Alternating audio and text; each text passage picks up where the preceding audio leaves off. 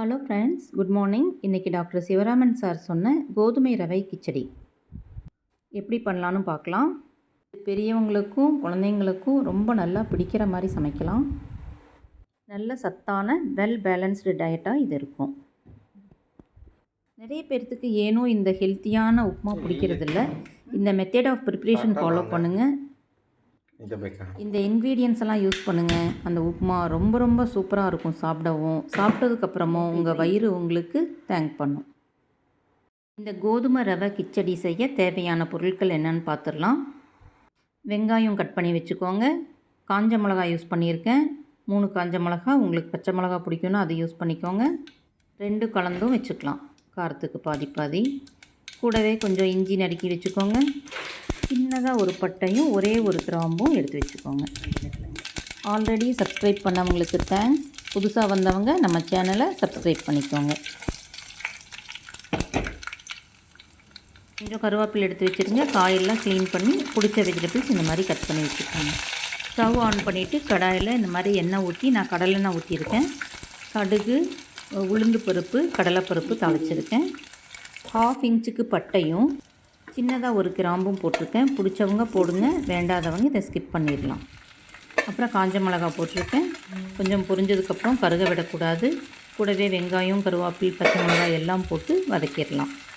வெங்காயம், பச்சை மிளகாய் எல்லாம் நல்லா வதங்கினதுக்கப்புறம் எடுத்து வச்சுருக்கிற கேரட், பீன்ஸ் அண்ட் பட்டாணி 3 உள்ளே ஆட் பண்ணிவிட்டேன். காய் வேகிற கலவாக கொஞ்சம் தண்ணி ஊற்றி அளவாக காய்க்களவாக உப்பு போட்டு மூடி வச்சு வேக வைக்கலாம் ஒரு 5 நிமிஷம். இந்த ஒயிட் ரவையாக இருந்தாலும் சரி, கோதுமை ரவையாக இருந்தாலும் சரி, எதுக்குமே இந்த மாதிரி வெஜிடபிள்ஸ் நிறைய சேர்த்து சாப்பிட்றது ரொம்ப ரொம்ப நல்லதுங்க.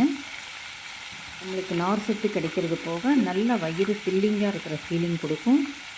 நம்ம ஒவ்வொரு மீல்லையும் வெறும் இந்த சாப்பாடு இல்லைனா உப்புமா மட்டும் சேர்த்தாமல் இந்த காய்கறிகளெல்லாம் சேர்த்தும்போது வைட்டமின்ஸ் அண்ட் மினரல்ஸ் கொஞ்சம் கொஞ்சமாக நம்ம உடம்புக்கு போகிறத நம்ம உறுதி செஞ்சுக்கிறோம்.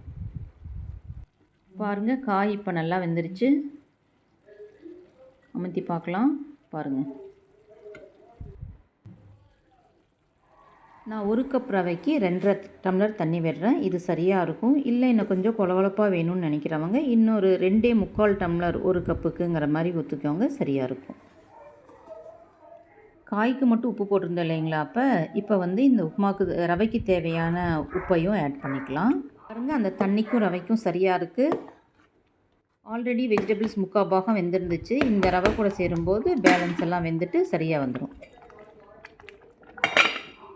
இந்த ஸ்டேஜில் மூடி வைக்கலாம். ஒரு 2-3 நிமிஷத்துக்கு சரியாக கலந்து விட்டுட்டு மூடி வச்சிட்டோம்னா 2-3 நிமிஷத்தில் சரியாக வெந்துடும்.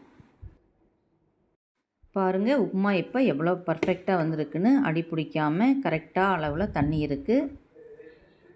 பாருங்கள் எவ்வளோ நல்லா வந்திருக்குன்னு. டேஸ்ட் ஆல்சோ ரொம்ப நல்லா இருந்துச்சுங்க. ட்ரை பண்ணுங்கள். கூடவே இதுக்கு பொருத்தமான தேங்காய் சட்னி, பச்சை மிளகாய், இஞ்சி போட்ட தேங்காய் சட்னி ரொம்ப நல்லாயிருக்கும்.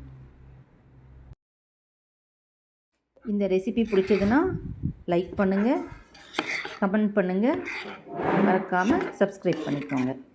Thank you friends. இந்த சம்பா ரவை கிச்சடிக்கு கொத்தமல்லி நிறையவே போடலாம். ரொம்ப டேஸ்ட்டாக இருக்கும், நல்ல வாசனையாக இருக்கும். எங்கள் டின்னர் இன்றைக்கி இப்படி தான் இருந்துச்சுங்க. ட்ரை பண்ணுங்கள் நீங்களும்.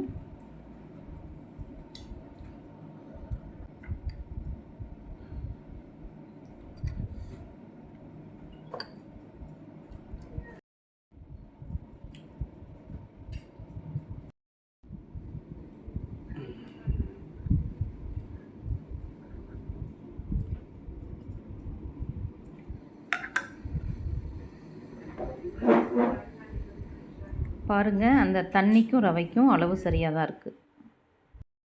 Thank you friends. தேங்க்ஸ் ஃபார் வாட்சிங். வேறொரு வீடியோவில் பார்க்கலாம்.